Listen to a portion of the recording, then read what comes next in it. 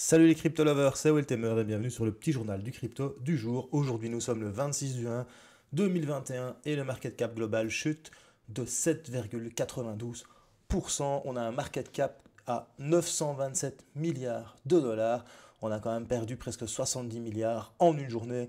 On a le Bitcoin qui prend une belle petite claque à 8,14%. Il s'échange à 31 837,27 dollars. On a Ethereum, après avoir touché un all-time high, perd 8,88%. Il s'échange à 1288 dollars. On a le Tether en troisième position à 1 dollar. Mais ça c'est normal, tu remarqueras si tu es nouveau que le Tether, il est toujours 1 dollar parce que ça représente 1 dollar. Alors le Polkadot, là, il ne danse pas la polka, ni la rumba, ni la salsa. Il a enlevé ses chaussures, il s'est mis dans son salon et il attend patiemment. Il perd 6,90%, mais s'échange toujours à 16,75 dollars. On a le petit Ripple de Jean-Pierre Riffard qui perd 5,58 à 0,26. On a Kadeno, la petite Edawang de mon cœur. Bah, Edawang, là, elle est en train de courir parce qu'il y a les zombies qui la poursuivent. 7,48% en moins à 0,33 dollars. On a le Chainlink. Bah lui, il a brisé sa chaîne et il est en train de couler 7,49%, mais il s'échange toujours à 27,36%. On a le Litecoin, n'oublie pas, si l'or est au Bitcoin, l'argent est au Litecoin, ben là l'argent, il brille un petit peu moins 9,6% à 132,33 dollars. On va terminer avec le Bitcoin Cash qui perd 7,39 et le Binance Coin qui perd 5,45%. Bien évidemment, tout ça est à prendre avec du recul. Aujourd'hui, le market cap perd 7,95%. Hier, il gagnait 6%. Conclusion, c'est normal, c'est ça les crypto-monnaies. Un jour c'est vert, un jour c'est rouge. Mais quand c'est rouge, tu as l'impression que c'est la fin du monde. Mais non, c'est pas la fin du monde, c'est normal. C'est une prise de bénéfice. Il y en a qui achètent bas, qui attendent que ça remonte. Et quand c'est haut, ils vendent pendant que toi, tu achètes. Parce que toi, tu achètes haut pour revendre bas. La plupart des gens, c'est ça. Ils achètent haut pour revendre bas et ils pleurent. Donc voilà, faites attention quand il faut acheter. Ceci n'est pas un conseil, mais on achète bas pour revendre haut, tout simplement. Voilà, alors si tu es nouveau sur la chaîne, n'hésite pas à t'abonner, actionne la petite cloche de notification pour rater aucun petit journal du crypto chaque jour. Rejoins-nous sur la page Facebook, on est de plus en plus, ça fait plaisir. Tu peux aussi, si le cœur t'en est, de soutenir la chaîne, aller voir sur la boutique Spreadshirt pour avoir des t-shirts Choose Life, Choose Freedom, Choose Bitcoin, nous rejoindre sur le compte Twitter de la chaîne, et c'est parti pour les news. Mais avant ça, tu sais bien, générique.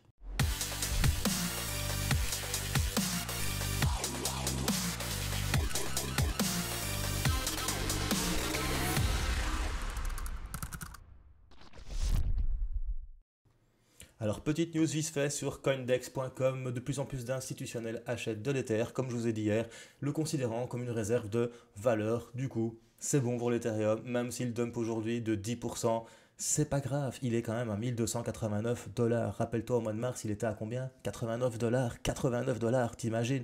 Conclusion, c'est normal, les cryptos, ça monte et ça descend. Après ça, on va parler de Harvard, Yale et d'autres universités telles celles du Michigan et de Brown University qui ont commencé à acheter des crypto-monnaies sur les échanges pour leur dotation. Alors aux États-Unis, ça ne fonctionne pas comme en Europe. Les grandes universités sont subventionnés aussi par des grandes fortunes, on appelle ça une dotation. Eh bien, les grandes fortunes ont décidé aussi d'acheter des crypto-monnaies et de leur donner des crypto-monnaies pour plusieurs milliards de dollars, et ça, c'est beau. En parlant d'institutionnels, on parle aussi de Grayscale qui a ajouté 2,4 milliards de dollars en crypto en 3 jours. Tu vois, ça chute pas pour rien, ça chute surtout pour que les grosses sociétés telles Grayscale qui proposent des ETF sur le Bitcoin ou sur les Ethereum puissent proposer un Bitcoin moins cher et surtout se faire de l'argent parce que eux, ils achètent quand c'est bas pour revendre quand c'est haut. Et comme c'était haut, ils se sont dit, peut-être on ferait bien chuter le prix pour pouvoir acheter plus bas. Encore une fois, ça n'engage que moi. Et on va terminer avec une news parlant de Uniswap. Donc Uniswap, c'est le DEX number one en utilisation. Il vient de toucher un volume mensuel de près de 20 milliards de dollars et envisage un nouveau record pour le mois de janvier à 25 milliards de dollars. Tu vois que Uniswap en DEX représente 47,8% du marché des DEX. Conclusion, Uniswap, The Licorne, ceux qui ont sorti ça, franchement, à mon avis, ils n'ont pas que la corne sur la licorne. Voilà, c'est tout pour les petites news. Maintenant, on va passer à l'analyse technique du Bitcoin. J'annonce un Bitcoin à 30 000 dollars et tu vas me faire, ouais, mais bon, pourquoi 30 000 dollars? Ben écoute, 30 000 dollars, c'est pas certain que ce soit à 30 000 dollars, mais on est toujours dans ce fameux triangle baissier. Tu vois bien qu'une première fois, le support ici, représenté soit par la ligne jaune en pointillé ou soit par le rectangle, a réussi à le maintenir. Le problème, c'est que tu vois en orange ici, la moyenne mobile à 100 périodes, elle a tenu bon en résistance. Conclusion, le cours du Bitcoin a chuté et là, il a rebondi pile poil sur les 30 000 et quelques dollars. Conclusion, est-ce que le Bitcoin va repartir ou est-ce que le Bitcoin va chuter? Bah, généralement, un triangle descendant, ça n'annonce pas que du bon, ça annonce aussi du mauvais. Un triangle descendant porte bien son nom, on peut dire triangle descendant. Maintenant, si on analyse un petit peu plus profondément les choses, on peut remarquer aussi que on vient de faire ceci avec ce petit plus bas. Donc, est-ce qu'on est dans un biseau? Voilà, tu vois. Est-ce qu'on est dans un biseau descendant? Ce qui voudrait dire qu'on aurait une target ici, ici et là. Donc, je vais vous les mettre, les targets. Voilà. Hop.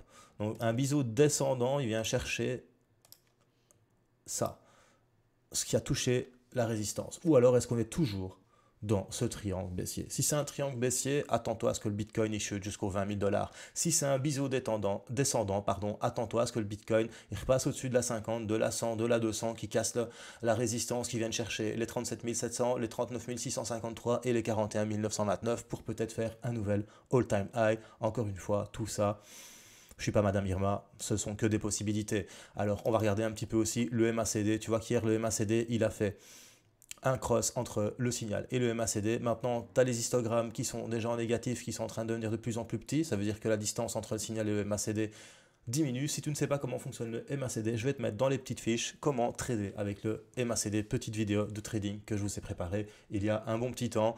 Pour l'instant, moi, le MACD, il me dit on va peut-être partir à la hausse et tester de breaker cette résistance ici. Conclusion, on va quand même mettre, voilà, on va se mettre au niveau du dernier plus haut qui se trouve là, hop, ici. Et on va voir demain si on est venu chercher les 34 612 $ et si on repart à l'attaque des 37 700 $. Voilà, c'est tout pour le Bitcoin. Maintenant, on va regarder Ethereum. Ethereum, hier, je te disais qu'il était vraiment très bien, très bien, niveau canal. Voilà, mais il vient de s'effacer juste en cliquant dessus, je ne sais pas pourquoi, donc je vais le remettre. Voilà.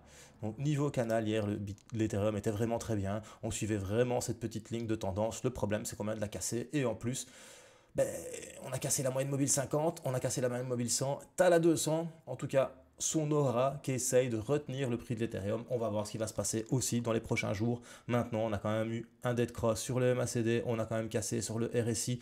Ici, la ligne de tendance. D'ailleurs, si tu ne sais pas trader avec le RSI, je vais te mettre aussi une petite fiche maintenant pour le RSI.